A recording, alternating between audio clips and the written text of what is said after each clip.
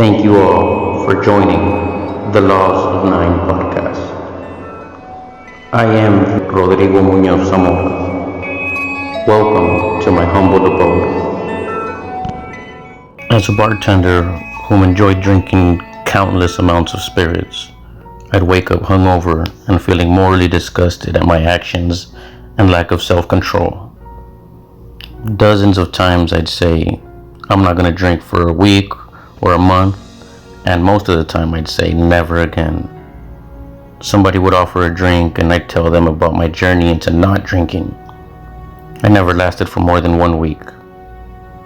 It felt as if the moment I'd declare my divorce from alcohol, then a vast amount of drinking obstacles would immediately arrive at my doorstep all at once. All of a sudden an amazing party would come about, or a beautiful woman would ask me out for a drink. I did not get why this was the case.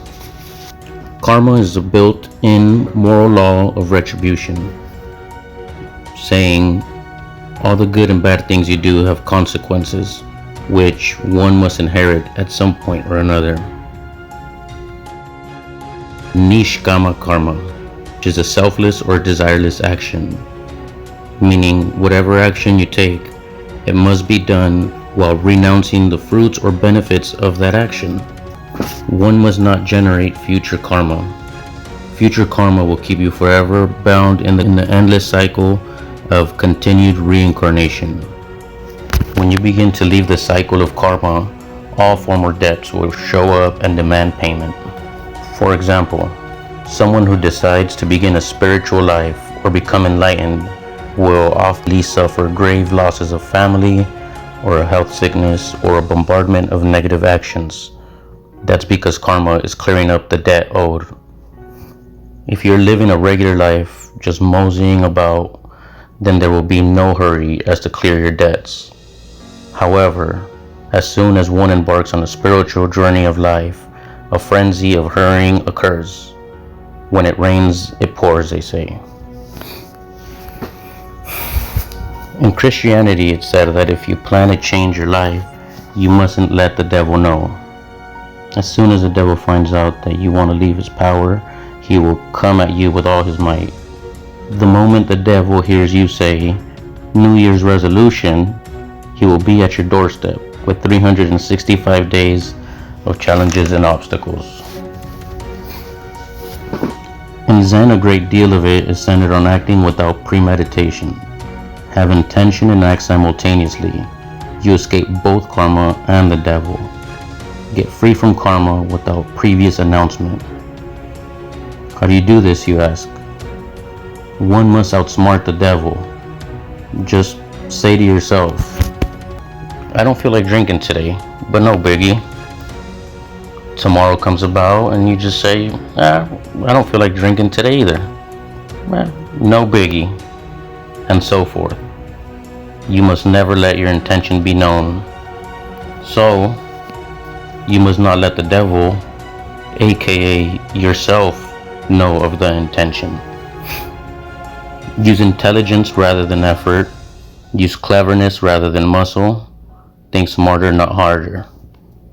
Notice that in any game or sport, when one side starts using intelligence, the inferior intelligence will accuse the superior intelligence of cheating. Truth is, there are ways for the superior and ways for the inferior. Of course, the latter being faster. This actually reminds me of a story from Sadhguru, the great yogi. He was speaking of a day where he went to a very rich school in India. He encountered a child, very small, who was just sitting there, waiting next to the water fountain. The child was too short to get up and have a drink, but he was very disciplined and he knew the rules. So he waited and he waited until he finally saw a teacher, whom he politely asked to get him a stool so he can get up and have his drink. Same day at the other school, similar situation. Sees a tiny kid who cannot jump up as hard as he tries to get the drink. What did he do? He happened to see a tall child go by. He asked him for some help. The tall child got on his knees while he jumped on his back, and he got his drink of water immediately. They both laughed about it and ran away after. Whom would you call the superior intelligence, and whom would you call the inferior intelligence in this case? Two different ways to go about it. Which one was faster? Which one was more efficient? So, you see now, when you realize that this moment is the Tao, meaning this moment is considered by itself without considering the past or the future, without going in or out, just eternal, you will find nirvana. Time ceases because the moment is eternal. There is no progress of time in the seasons. In the seasons, there's just spring, and then it's just summer. There's nothing in between spring and summer. It just is. Give you an example. A man steps into his kitchen. He then decides to sit down and read his newspaper. I'll tell you one thing, it is not the same person. The man who entered the kitchen is not the same man who is now sitting there currently reading the newspaper. You now does not become you later. You people who are sitting there listening to this as we speak are not the same people whom had previously entered the room and turned this on. The two states are completely separate. Yeah, there was the person who entered the room, yes, but in reality, there's only the person listening to this as I speak. Meaning, myself who sits here talking to you is not the same person who will later die. There's a constant flux. The idea of one person continuing from past to present to future is but an illusion, much like the red and blue bars you see at the barber shop.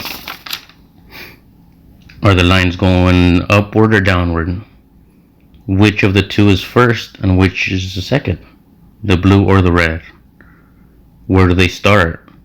Where do they end? It is but an illusion. When we go along with the concept of time, it creates the illusion of continuity in life. So long as you remain in the present, there aren't any problems. Thank you. Oh, that was so embarrassing and cringy. Thank you all for sticking through that with me. Some stuff I would change, some stuff I would leave. In the end, it is what it is. Thank you all again.